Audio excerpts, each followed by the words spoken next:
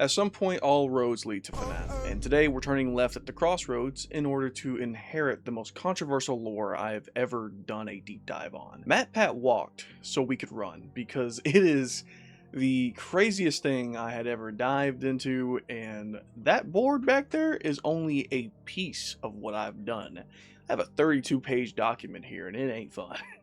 As we know, Five Nights at Freddy's does not need an introduction. This franchise has taken the world by storm. It sits next to Silent Hill and the Resident Evil series in terms of horror. Yet, even with 12 games and 53 books, no one really knows what the f is going on. There has been thousands of videos to attempt to create a timeline or at least some kind of understanding for the lore, but the lore is always changing, and that's no different to what I'm doing today. So, I'm going to take my shot and give you what I think is the Five Nights at Freddy's story. I want to present this video as digestible as possible for someone who's never played the game, someone new for the series, who wants to look in. I mean, we have the FNAF 2 movie coming up, many people are excited. Let me know how the movie is in the comments. The thing about this franchise, there are 7 main games that you need to focus on when it comes down to the story. If you're new to this franchise, you'll notice that when you look up a video, things are always out of date, and for something like this, you need to stay up to date on. So I took the privilege and the curse to go through all those videos, figure out what was the updated stuff and what wasn't updated, what's valid, what makes sense on a narrative scale, and how can I present this to you today. But one more time before I get flamed in the comments, I want to remind you that this is my personal take on the series, and this is how I look at it from a narrative perspective in order to make it appeal to someone who has never seen the franchise, or just a basic understanding. FNAF can be horrific, downright terrifying if told correctly, and the themes of family are honestly very interesting. It's a very deep, emotional story that carries the weight of mountains and tests our morality. So let's get into the story. Also, there will be timestamps in this video, so if you need to pick up where you left off, you'll look down and you'll see it. You should see one right now, actually. It should say intro, which we should be wrapping up soon. And hey, if any of this seems interesting, why not just stick around if you want to hear more about Five Nights at Freddy's. Speaking of which, let's get started. Thank you for watching. So the first thing we must make clear about the main 7 games is that it's mainly about 2 families. There is a third one I will briefly mention, but we will look back at that later.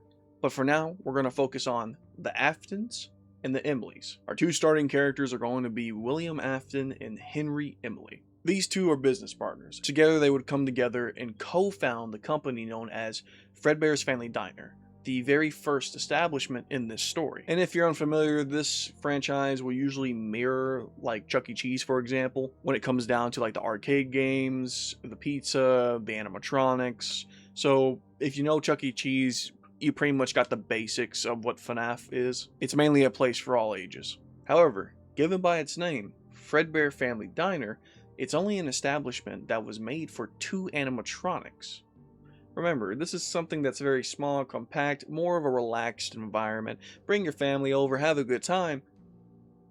But it's not on the size of like Chuck E. Cheese at the moment where you're expecting to throw giant parties. And to add a little bit more weight to our characters here, Henry usually led more into the business side of the franchise, where William was more obsessed with the robotics and monitored how Henry would construct the animatronics. Now you must be wondering what is so unique about the Fredbear's Family Diner, especially given that it's just your average diner with 2 animatronics. Well, it's the way the animatronics were built. See, William had constructed something called the spring-lock suits, which basically made an animatronic be able to move its robotic parts aside and allow a human to step inside like a costume. It's the earliest prototype for a furry suit, let's be honest. The idea is that you would twist the springs behind it and it would open up and you can just slide inside like a suit and you can just go forward from there. You can walk around, you can bring more life to the animatronic, entertain the children, deliver the children their cakes, keeping that imagination alive within the youth. And that's something that will definitely go to kids, and they will tell other kids and tell families, and that's how you got your big boom, especially when the year is 1970 and no other competitor has that. We gotta remember, this is the time period where everything was costing like what? I could buy a house for 2 fish sticks and a half-eaten apple. Business was booming. To be honest, they had humble beginnings, and William and Henry would come together to change the way children entertainment would be made going forward when it came down to the animatronic chain. To the point they would even have their own competitors trying to make knockoff versions of theirs, but their machines were too clunky, too exposed, too wiry. They had batteries on the stage that just obviously threw the magic away, where William and Henry were able to slip inside these suits and they were able to perform these events live for these children to keep that magic alive. It's believed that Henry would don on the Fredbear, the iconic Maine mascot, where William Afton would don on the Yellow Rabbit, also known as Spring Bonnie, which is infamous in the series. We'll hear about this character a lot. But before we continue, let's establish more about the families. On the Afton side, we have 3 children: Elizabeth, the daughter; Michael, the oldest son; and Evan, the youngest son. Now, the name Evan, it came from an old survival book years ago when I was doing my research for this, and this isn't a video to break down every aspect of the lore. Trust me, MatPat has 50,000 videos for you to go look at. This is more so of just getting the story down to a T, trying to understand it in a digestible way and moving forward. On the Emily side, we have Henry's only daughter named Charlie. William and Henry will open the Fredbear Family Diner somewhere around the 1970s, and due to the success of the spring locks, about a decade later, William Afton would open up Afton's Robotics. And together they would continue under the company name Fazbear's Entertainment, which is more of like a corporate chain that monitors all of the other establishments. As Henry managed the brand, William would go on to design more animatronics with peculiar designs, and around this time he would create what we know as the Funtime animatronics, a major step up compared to the usual Springlock suits. And he would also build a plushie called the Fredbear plush, or Psychic Friend Fredbear as I would say, and let me know if you get that reference. Basically, it was a plushie with a camera in it, a plushie where he could monitor somebody close. All was swell for the pair, and it seemed that they were going to make great things for the children entertainment sphere. But then, the bite of 83 happened.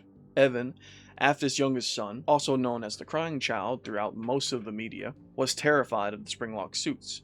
Hell, he was terrified of his father's creations in general. There's a theory roaming around that William was purposely making Evan afraid of the animatronics, given how dangerous they were.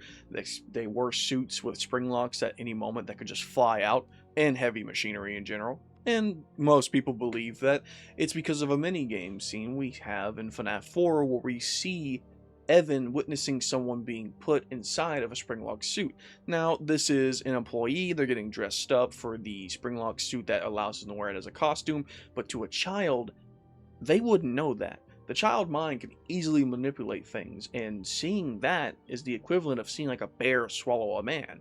So to them, that's terrifying, and it just ruined their favorite thing. It either killed the illusion or it just traumatized them. From future games, we would also learn that there are monitors with cameras installed in Evan's room. So we can assume safely that while William was working somewhere, either in his basement or in his business, he was monitoring his sons, given that he had no time of stepping away from his work. And that's a common theme in the story, actually, might I add.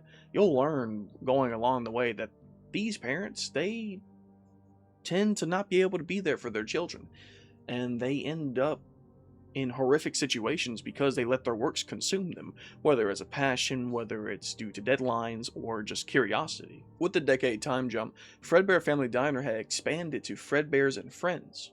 These mascots would now be introduced as Freddy, Bonnie, Chica, and Foxy.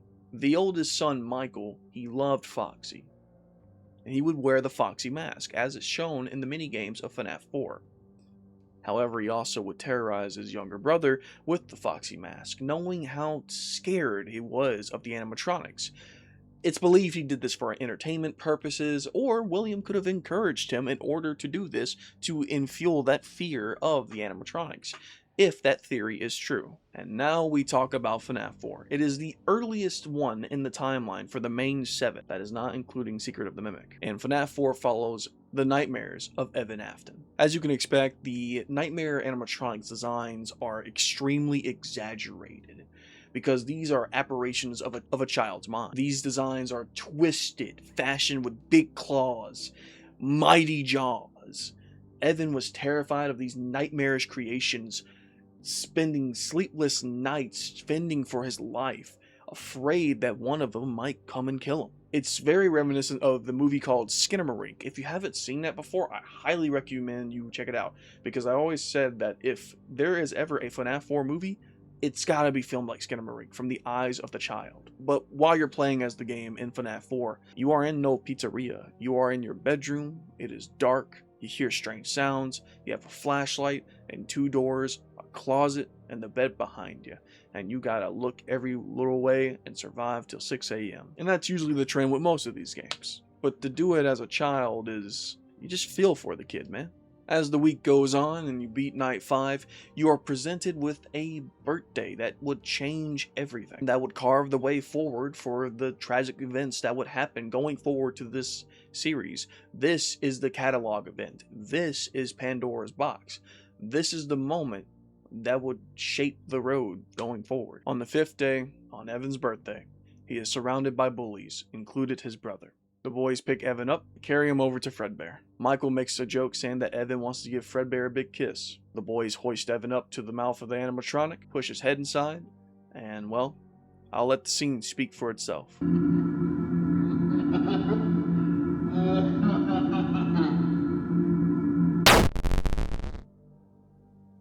Evan doesn't die, not immediately, but he is rushed to the hospital, and now he is comatose. The evidence is provided by the Easter eggs you can find in the game themselves. When you turn around, sometimes you can find a hospital IV stand, or maybe some flower pots that usually you wouldn't see in the house.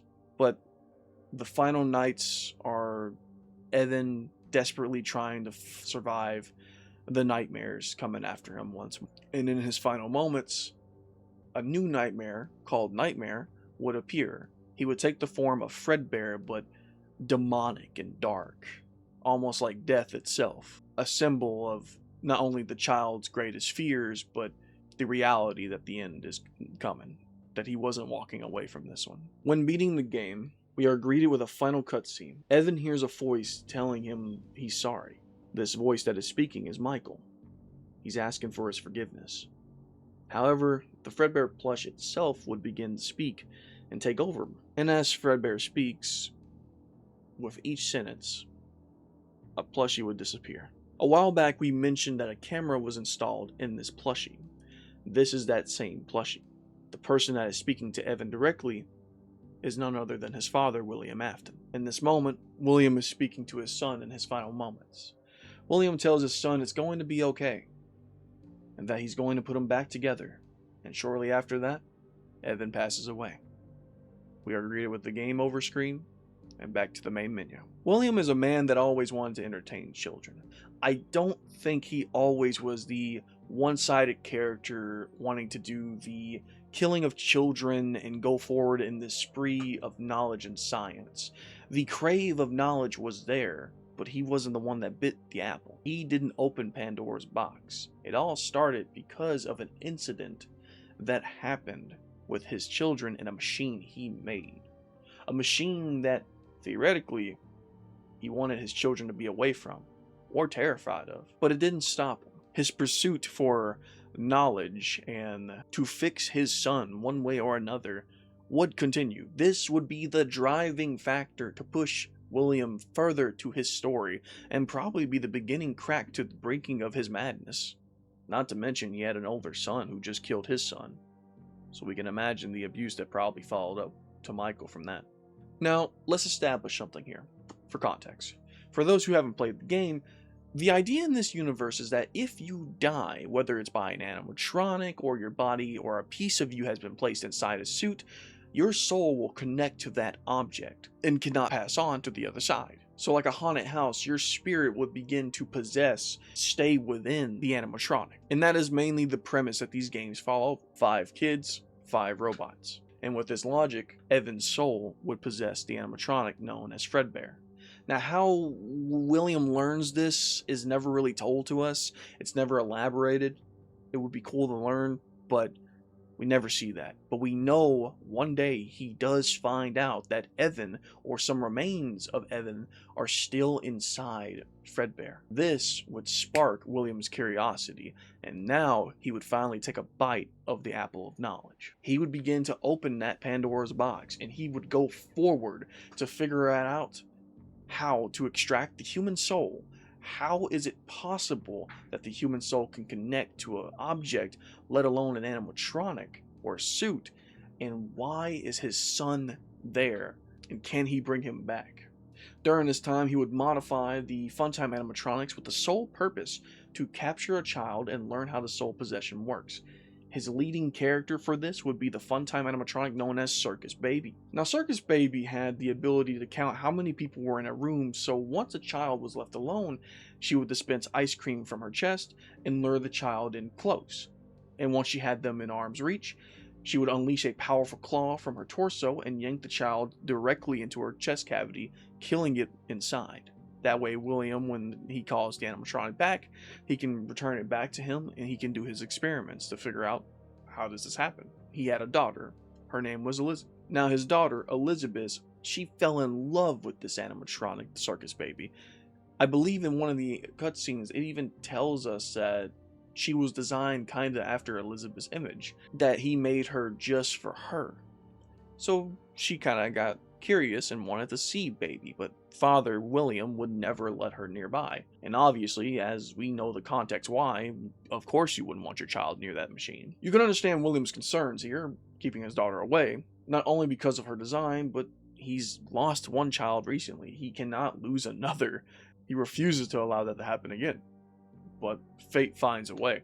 One day, during the opening of Circus Baby Pizza World, Elizabeth got away from her father and managed to meet Baby alone. Baby, calculating Elizabeth was alone in the room, performed the action she was designed to do, killing Elizabeth in the process.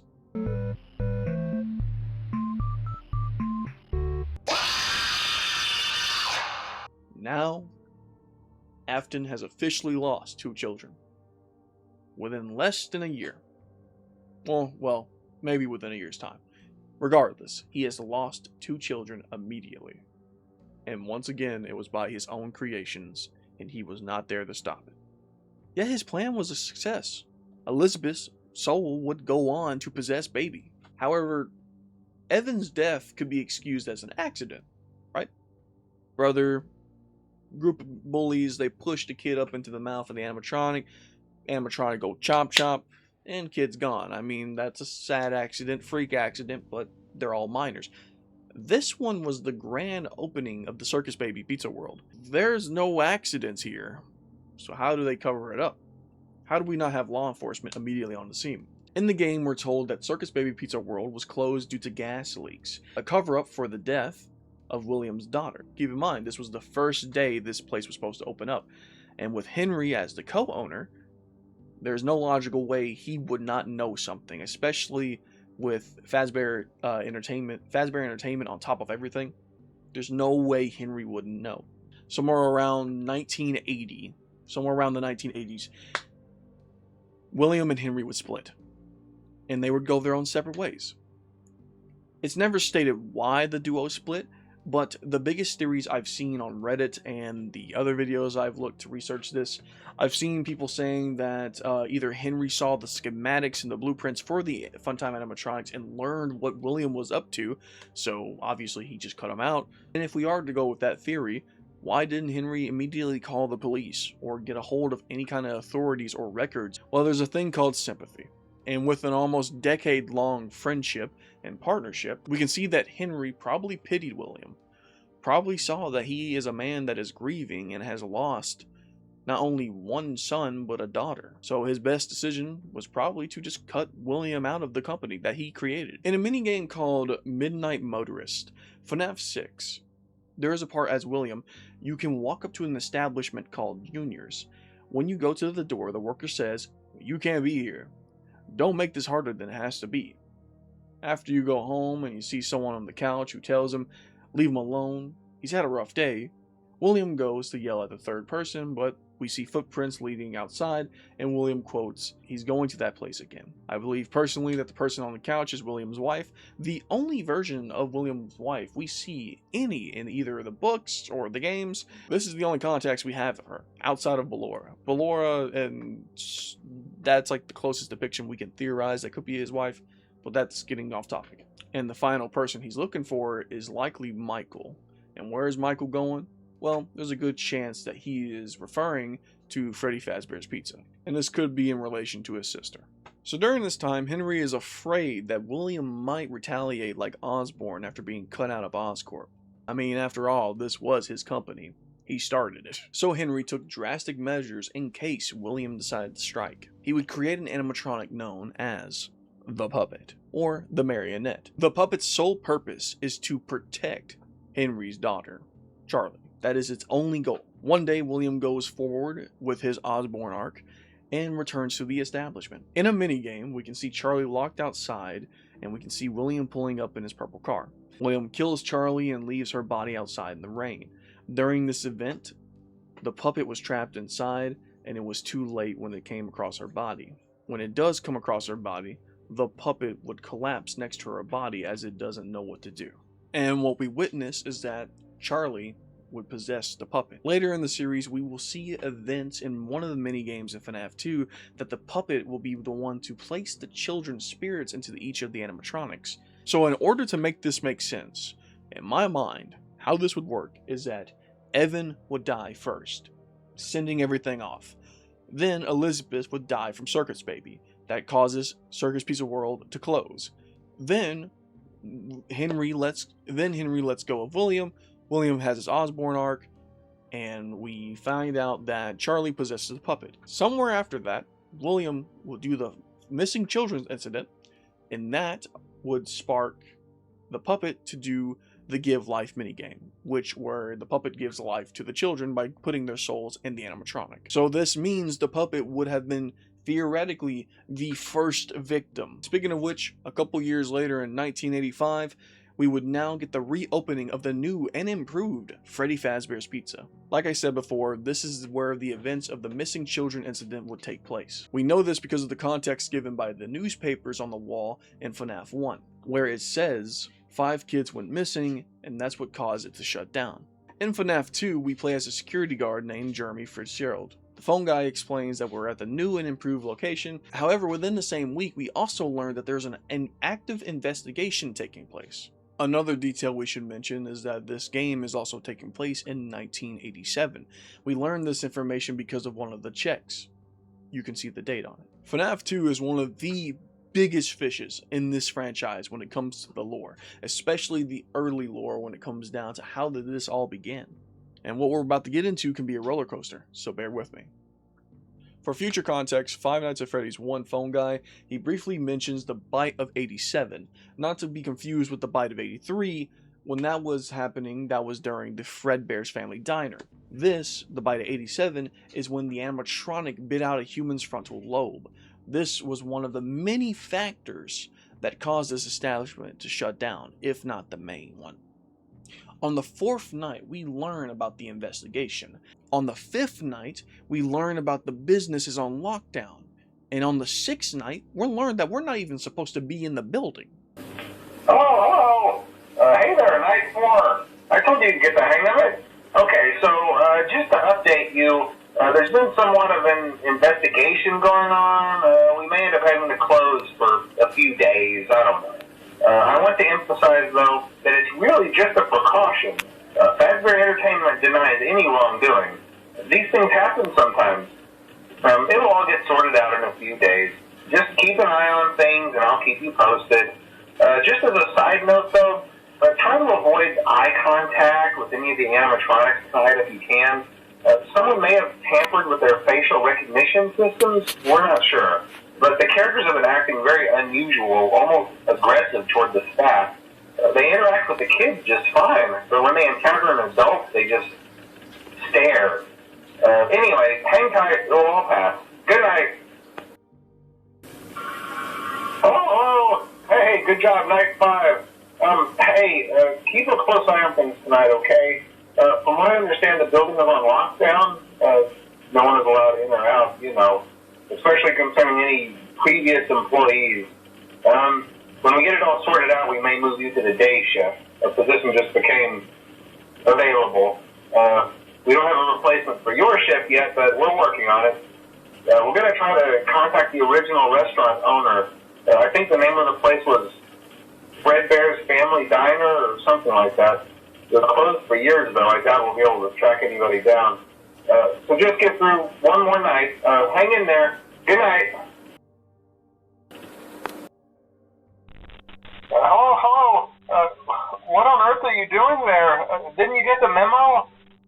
The place is closed down, at least for a while. Someone used one of the suits. We had a spare in the back, a yellow one. Someone used it. Now none of them are acting right. Listen, just finish your shift. It's safer than trying to leave in the middle of the night. We have one more event scheduled for tomorrow, a birthday. You'll be on day shift. Wear your uniform. Stay close to the animatronics and make sure they don't hurt anyone, okay? For now, just make it through the night.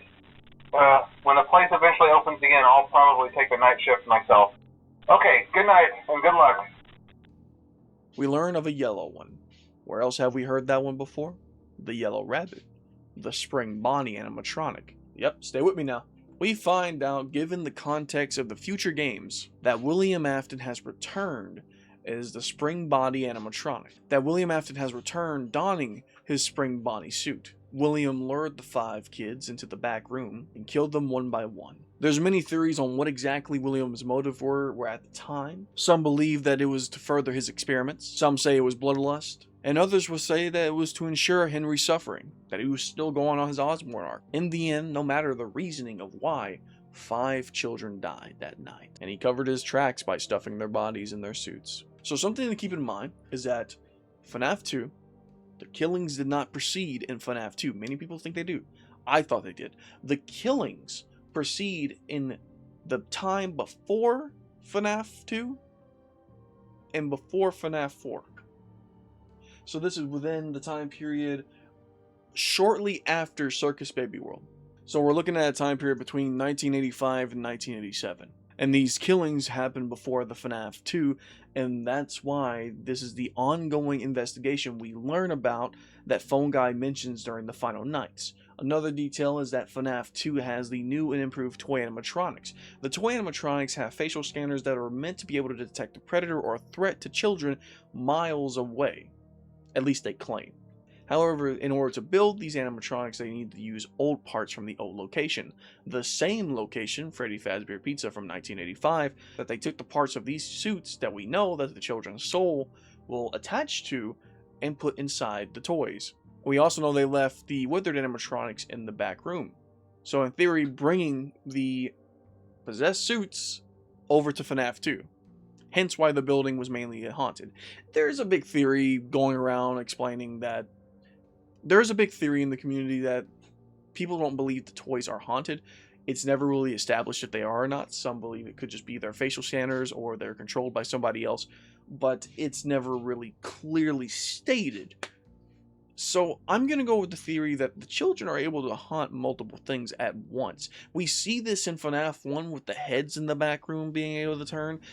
The series kind of lets go of that idea, but it was there for the earlier stages. So you're probably wondering, who exactly were the 5 children that were killed? Well, we do have names. We learn this much later in the series. Their names are Gabriel, Fritz, Susie, Jeremy, and Cassidy. Gabriel would go on and possess Freddy, Fritz would possess Foxy, Susie, Chica, Jeremy, Bonnie, and finally Cassidy goes into Fredbear / Golden Freddy. Now, even though William is the one that put the bodies inside the suits, from the context given in the FNAF 2 minigame, we know that the puppet is the one who put the souls into the suits, given the minigame Give Life. We also know that in the end the bodies couldn't be found, so therefore William got away again, which is a bit odd if you kind of think about it. I don't know how he got away again, but given the fact that, you know, there's an investigation, there's 5 kids missing. Sure, you can't find the bodies, but I would imagine they would hold him for a long time until they find those bodies. But shit, maybe the laws here work differently too. So in the meantime, while we're dealing with that, what's the deal with Germany? Well, we gotta look at the minigames again. Afton is depicted as a purple sprite. You can probably see the little drawing right there. That's what he looks like. He's a purple sprite, and he has a badge on his chest, signifying that the uniform these guys wear as the night guards are purple, and they have a badge. You see what I'm getting at? This is not only how people believe that William snuck into the establishment that night, but it's also the reason why we believe the animatronics go after the security guard and try to kill him. Because not only is he an adult, he looks almost identical, at least to their mind, to what the killer looked like to them. In order to pass on, they need to have their revenge.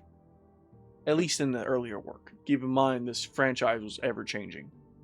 If you didn't keep up with this franchise, it fucking changed every week. At the end of night 6, Phone Guy tells Jeremy he has one more job before they officially close down. It's a birthday party. A day shift birthday party. So it shouldn't be that bad. It's never that simple with this series, is it? Jeremy is instructed that he needs to stay close to the animatronics to ensure they don't hurt nobody, make sure the birthday party goes smoothly, and he can end the shift going from there. Pretty simple. However, this event would trigger the bite of 87, and Jeremy would become the victim, as the animatronics bit and removed his entire frontal lobe. I personally believe that it's actually Mangle that does this bite, given her jump scare. It just kind of makes sense. She swings down, bites your head, it's a done deal. After this event, the grand reopening would become the grand reclosing 1 week later. And that's pretty much it for FNAF 2. However, there is a 7th night, and we have a new night guard. And he would go by the name of Fritz Smith. We believe this is an alias, because it wouldn't make sense. Why would some guy just randomly come in at the last day?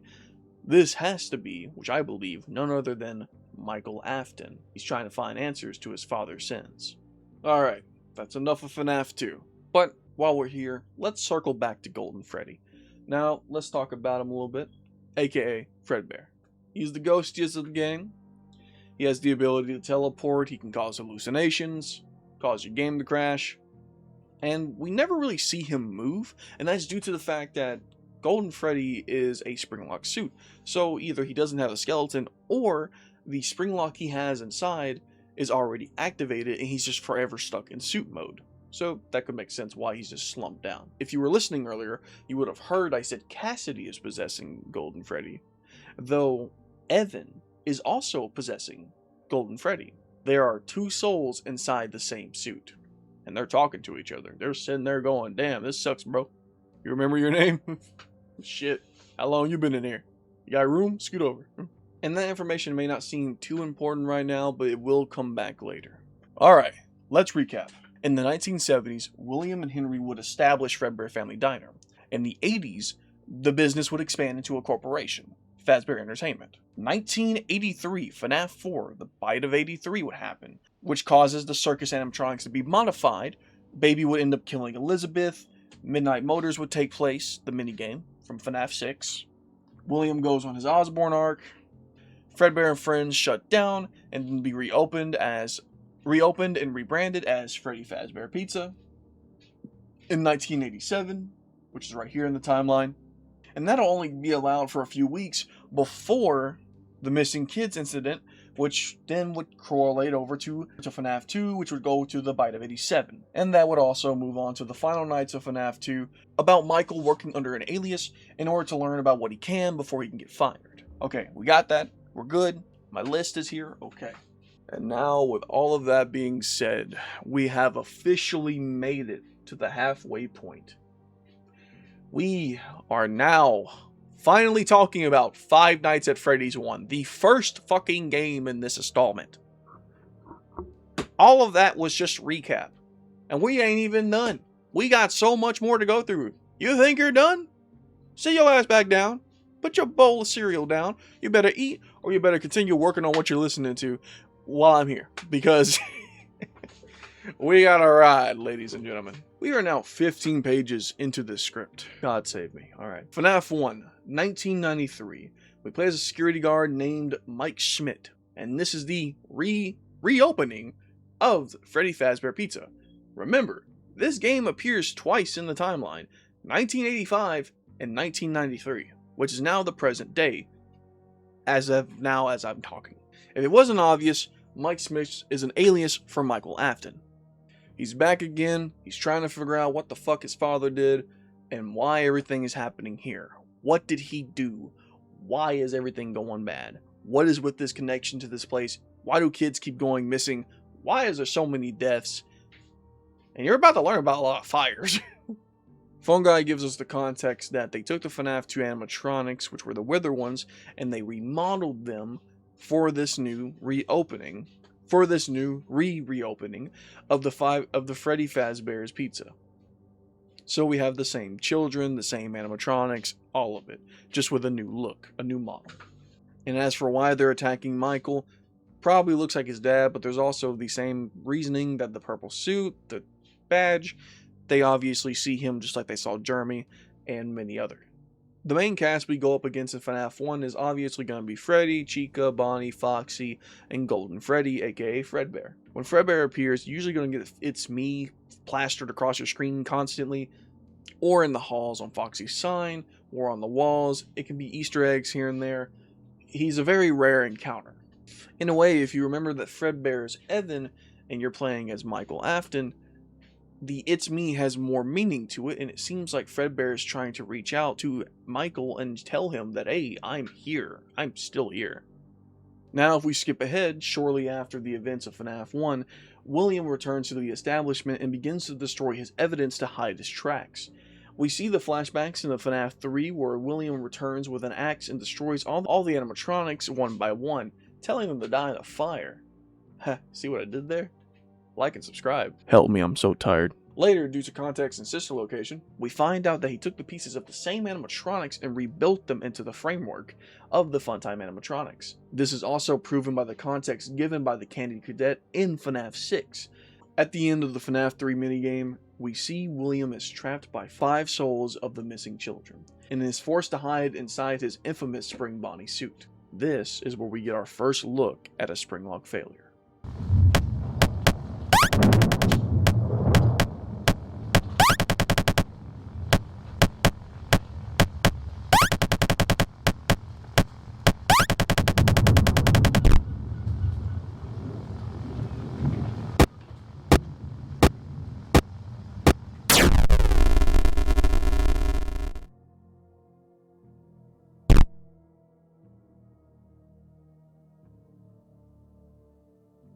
William bleeds to death in FNAF 1, and is left abandoned as the spirits begin to fade away one by one.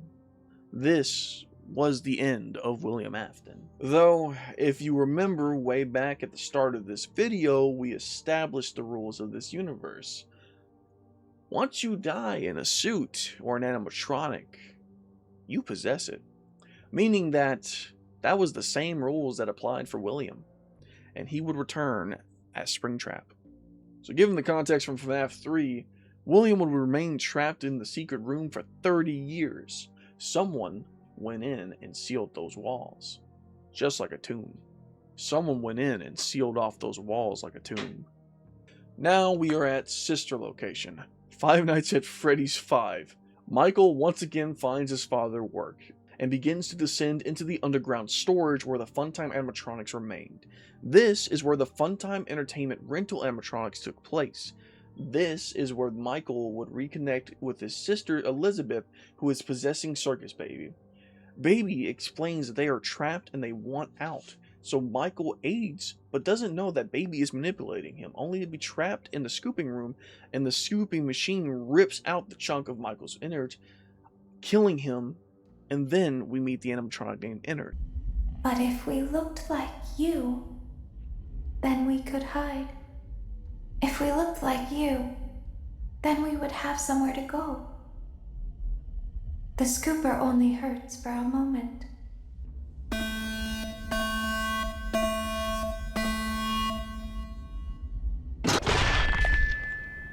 I know that was a lot very fast, but that is pretty much the story. Innard is an amalgamation of all these animatronics. It is the wiring, it is the pieces of their body fused together into one.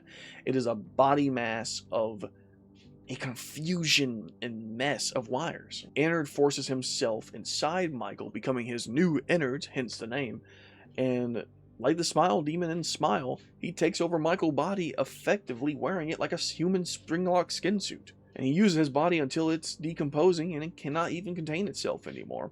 Innard leaves, escaping it into the sewers, but Michael comes back like a zombie, with Elizabeth chanting in our ears that he won't die. Father, It's me, Michael. I did it. I found it. It was right where you said it would be. They were all there. They didn't recognize me at first, but then they thought I was you. And I found her. I put her back together, just like you asked me to. She's free now. But something is wrong with me. I should be dead, but I'm not. I've been living in shadows. There is only one thing left for me to do now. I'm going to come find you. I'm going to come find you. None of them will. They're cursed. And this is kind of where the Afton family curse comes from. It's never stated in the story, but this is something the community has dubbed. Not to mention the animatronics are free in the wild, so that's cool, I guess.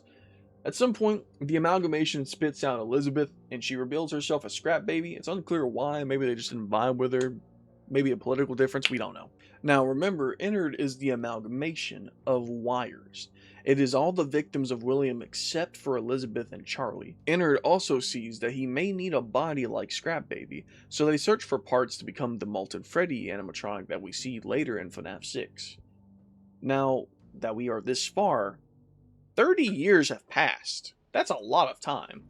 We are in the future with FNAF 3, taking place in 2023. I say the future, but that's pretty much 2 years ago now. By this point, everything has become spooky stories or local myths, or just legends in the area. You know, your casual kill 5 kids location, come visit, hang out at the spa. People liked this so much that someone ended up buying one of the old establishments and transformed it into the horror attraction we would know as Fredbear Frights, turning your happy memories into nightmarish entertainment. Once again, all is swell until our new phone guy rings us and they have explained they found one, a real one. It was sealed off in the walls. The animatronic they would find would be none other than William Afton, alive, possessing the Springtrap animatronic. They would set him up as a part of the attraction, and Michael, once again our main protagonist, working the night shift. We learn this because of the cutscene in FNAF 5 DLC. We learn that William's story and how he possesses the Springtrap until FNAF Night 5. We also learn William's story and how he came to possess the Springtrap animatronic until Night 5, where Fazbear Frights burns down. It is believed that Michael tried to burn it down along with his father inside to end it all, to end the chaos, the madness, the story, the possessed children, including himself. But unfortunately, William escaped. 30 years of containment to be thrown out the window. William was free. Now, after so long, Henry finally returns to the story, opening a new establishment called Freddy Fazbear's Pizzeria. Pretty funny. We're opening establishments again after all of this. After all these years, we're still doing it. This game is Five Nights at Freddy's Pizza Simulator, aka FNAF 6. Michael is immediately hired at this restaurant, and suddenly old animatronics start appearing behind the restaurant like nothing. They're just coming to them automatically. No questioning, no nothing. We're told that the robots are there for parts or revenue, but it's actually clear to us that they are here for a greater purpose. We're pretty far in the series now. We understand their motives. We know the game. We know what's going on. However, we don't know much about Henry and what exactly his motives are. The animatronics that would appear would be Scrap Chap, aka William, Scrap Baby, Molten Freddy, and Lefty, aka the puppet. Now let's talk about Lefty. Lefty is the new animatronic, basically just a Black Freddy, that sole purpose is designed to capture the puppet. Henry likely knew that the puppet would be resilient or not even interested in this place, so he had to design something to capture it and bring them all into the labyrinth where he can trap them. Once you beat the game, this scene would play, and I will let it speak for itself. You played right into our hands. Did you really think that this job just fell out of the sky for you? No. This was a gift for us. You gathered them all together in one place, just like he asked you to. All of those little souls in one place. just for us. A gift. Now we can do what we were created to do and be complete. I will make you proud, Daddy. Watch, listen, and be full. Connection terminated. I'm sorry to interrupt you, Elizabeth, if you still even remember that name, but I'm afraid you've been misinformed. You are not here to receive a gift, nor have you been called here by the individual you assume, although you have indeed been called. You have all been called here, into a labyrinth of sounds and smells, misdirection, and misfortune. A labyrinth with no exit, a maze with no prize. You don't even realize that you are trapped. Your lust for blood has driven you in endless circles, chasing the cries of children in some unseen chamber, always seeming so near, yet somehow out of reach. But you will never find them. None of you will. This is where your story ends. And to you, my brave volunteer, who somehow found this job listing not intended for you. Although there was a way out planned for you, I have a feeling that's not what you want. I have a feeling that you are right where you want to be. I am remaining as well. I am nearby.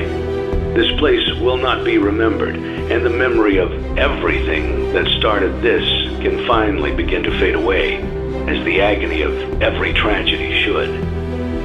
And to you monsters trapped in the corridors, be still, and give up your spirits. They don't belong to you. For most of you, I believe there is peace, and perhaps more, waiting for you after the smoke clears. Although for one of you, the darkest pit of hell has opened to swallow you whole. So don't keep the devil waiting, friend. My daughter, if you can hear me, I knew you would return as well. It's in your nature to protect the innocent. I'm sorry that on that day, the day you were shut out and left to die, no one was there to lift you up into their arms the way you lifted others into yours. And then, what became of you? I should have known you wouldn't be content to disappear. Not my daughter. I couldn't save you then, so let me save you now. It's time to rest, for you, and for those you have carried in your arms. This ends, for all of us, in communication. Henry, William, Michael, the spirits, everything burns to the ground. It's over. Finally, after a decade of games, finally, we are almost at the end of the main 7 games. You heard that right, ladies and gentlemen. We are not even done with the main 7. We are now at Ultimate Custom Night. But for the time, this was the end of the story, and this was a perfect end.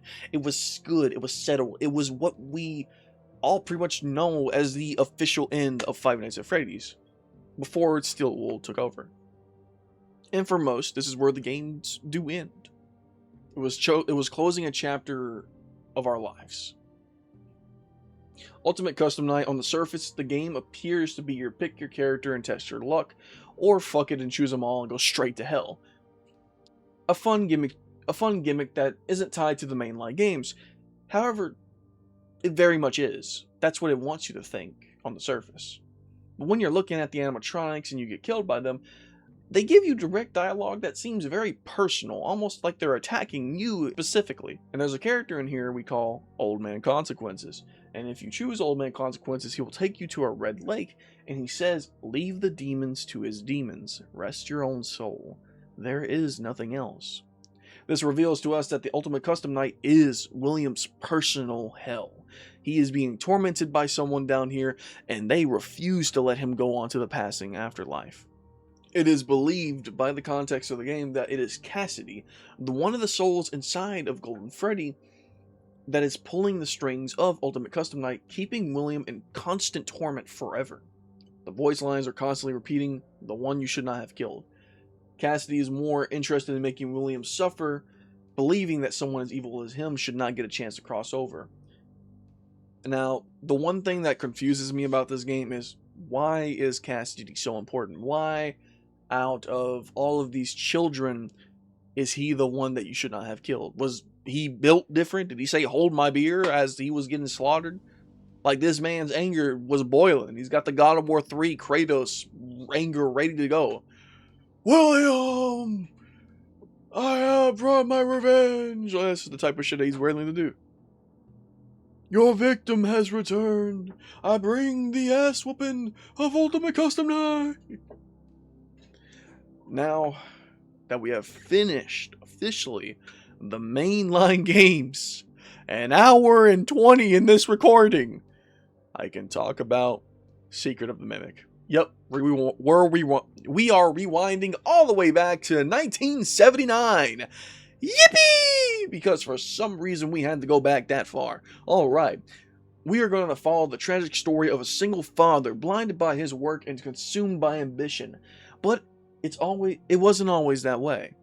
This was the third family I mentioned before. This is the Murrays. Secret of the Mimic opens with us playing as a Fazbear employee named Arnold. We're heading to one of our constructors named Edwin Murray, and he's missing. He's broken contract, and now everything that he owns is now Fazbear Entertainment's property. They want the schematics for something called the Mimic. The Mimic! Now, what the hell is the Mimic? The Mimic is an endoskeleton that can fit any mascot, replicate any size or voice perfectly. It's basically the T-1000 Terminator. Not quite, but damn near identical.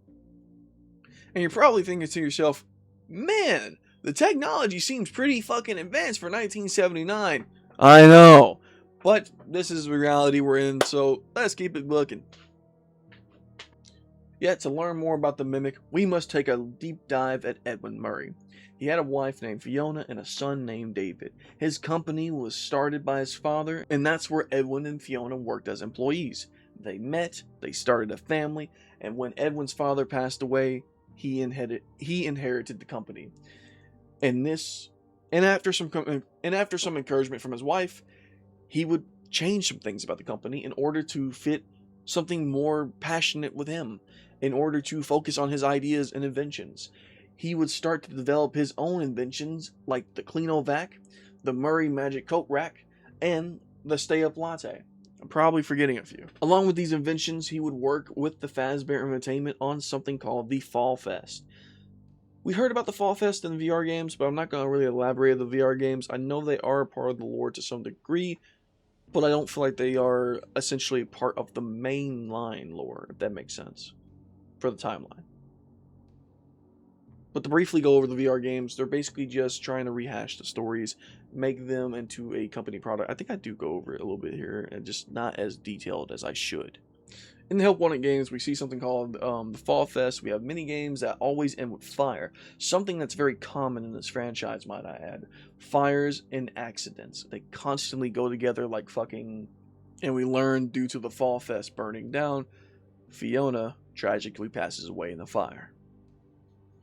This would leave Edwin, an absent father, with David. And Edwin was already pretty absent of David's life due to being buried in his work. Edwin was known for skipping his son's birthdays. Deep within his work, instead of focusing on his son, he built an endoskeleton to take care of it for him. He named this endoskeleton M1, and he made him for the sole purpose to raise and take care of David while he focused on his work. M1 began mimicking Fiona's voice and acted as if it was her. Edwin accepted this M1 as a replacement for his late wife, and due to the neglect and blindness, one day David dies as well. And this was due to unsafe regulations on a playground Edwin had built for his son for his birthday. A playground the lawyers have told him multiple times that were not safe. It seems Edwin tries to fix all the problems by building something to handle it. Then, during Edwin's time of grief, M1 had an idea. If he built an M2, he could simply just replace David just like he did with Fiona. Edwin did this. Either it was out of petty or desperation. He took the Mimic program out of M1 and placed it into a supercomputer called F10-M4. This allowed him to put M2 into the Mimic. As expected, the Mimic mimicked David. And it was only here when Edwin snapped back into reality and faced what he had done. He lashed out, he attacked the robot, and M2 mimicked the same violence and began to kill. And it would go forward to kill Edwin. It is later revealed that M2 would kill Edwin and later kill Arnold and take the schematics. Now, I know I jumped over a lot of information when it comes to the Secret of the Mimic, but that is the baseline minimum you need to know for the story. Let's move on to 2029, Security Breach. And let me tell you, when writing Security Breach and trying to figure out the fucking story of this goddamn game, I have never wanted to give up on a project more than now. I'm just saying. I didn't like Secret of the Mimic as a game, but as a story, I liked it. I fucking despise this game. This one I have not played, but oh my god, trying to figure out the story here hurt my head.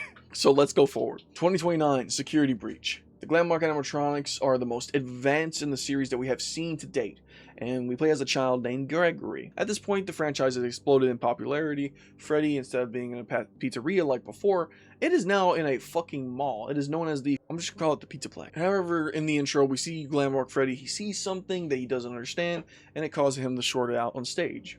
When scanning himself and going through some diagnostics, he bumps into Gregory, a kid that stayed way past the public hours of this establishment. They try to leave, but all the other Glamrocks begin to get aggressive and try to hunt down Gregory, not to help him, but to kill him. We also know that there's a night guard named Vanessa who's desperately trying to find this missing kid as well, but she seems a bit sketchy as well. Gregory does not trust her at all. So you and Freddy team up together and he becomes your superstar and protects you throughout the entire adventure as you travel deeper within the Pizzaplex, avoiding the dangers left and right. And something is corrupting the animatronics as you go forward. You learn this. This is something that is very evident as you see, as they do not act friendly, not even to you, but also to Freddy. You'll eventually come across the main antagonist, Vanny, who doesn't really show up at all for her own game, which is very unfortunate. A young woman who was working at the Pizzaplex as a security guard, but also the new rabbit antagonist that's threatening to restart the cycle under a dark spell, which we know that is Glitch Trap from the VR games. Vanny is corrupted under the influence known as Glitch Trap, a digital copy of William that is trying to break into the real world. Her mind is taken over by the events in the VR game Help Wanted, a game made to rebuild Fazbear Entertainment and turn horror stories into rumors for monetary gain by turning them into VR games. I know that's a lot. I know that's a lot, and we're almost done, I promise you. Because that shit sounds so absurd compared to everything else. I can accept children possessing suits, but what the fuck do you mean we got AI uploading into our brains? At some point, after destroying the Glamrocks and defeating Vanny, we go deep under the Pizzaplex and come across a sinkhole. Gregory and Freddy find the amalgamation known as Molten Freddy had survived the FNAF 6 fire. At least we think this is him. It's called the Blob in the game. It's a remnant of hate deep underneath the surface. Some theorize it could be the remnants of Cassidy, given Cassidy's the only one that stayed behind to ensure that William is forever in his personal hell, while the rest of them passed on. As Freddy and Gregory venture deeper within the abandoned buried establishment, we learn that Vanny has been rebuilding and resurrecting Scrap Trap's body, transforming him into Burn Trap.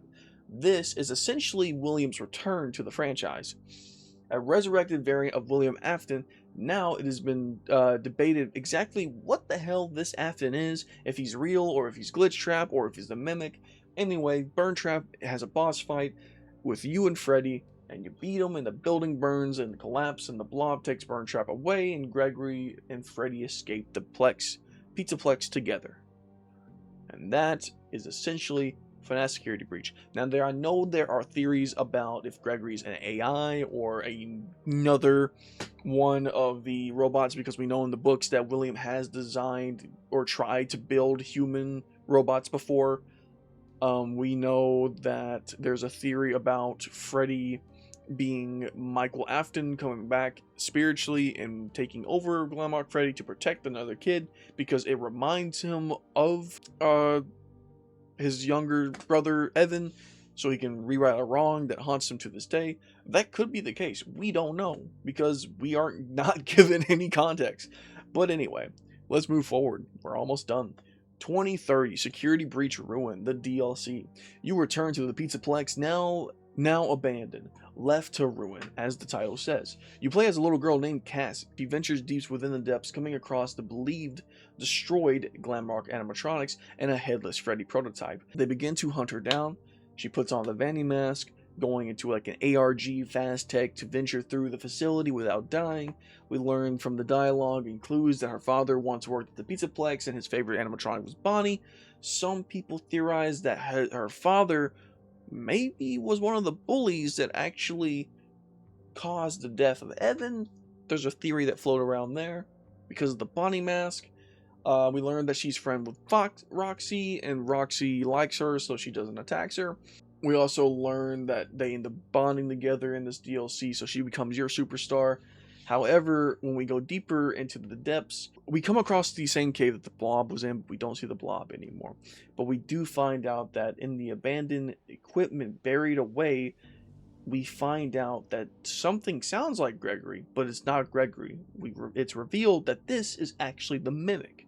The Mimic tries to kill Cassie, and Roxy steps in to protect us while we try to escape. There are many different endings on how this can go, but the main ending basically leads you with the elevator one, where you hear Gregory talking, but he explains that, yeah, you're not getting out of this, sorry bud, and you are sent straight to the depths of the unknown, and the DLC just ends. We are left with little to nothing, but we can see a few ways of how it could end. That's it. Pretty much. That is the entire FNAF timeline. Up to date. And, I think I just realized, personally, that I do not like Security Breach. Secret of the Mimic is more digestible than that shit. But hey, that's my timeline, and just to recap, short, but we're going to look at my board one more time, and we're going to go over it together. The official timeline to prepare you for the FNAF 2 movie, which is not going to have any shit to do with this. Secret of the Mimic starts in the beginning of the timeline in 1979. We have FNAF 4, 1983, FNAF 1, 1985, FNAF 2, 1987, Sister Location, 1990, FNAF 1 again, 1993, FNAF 3, Pizza Sim, and Ultima Custom Night take place within the same fucking year, 2023. So within that year, so I think like Pizza Sim takes place in like October. Security Breach takes place in 2029, and Ruin takes place in 2030, so a year apart. There's some details here at the bottom that talks about like 1970s, the Fazbear Diner and stuff, things we already elaborated over. That's about it. Here's some doodles we did on the board for fun. Hope you enjoyed. Leave a like, subscribe, and hey, if you want my animals to eat, support the video, share it to others. Enjoy the FNAF movie. Tell me how it is. Y'all have a good night. Bye-bye.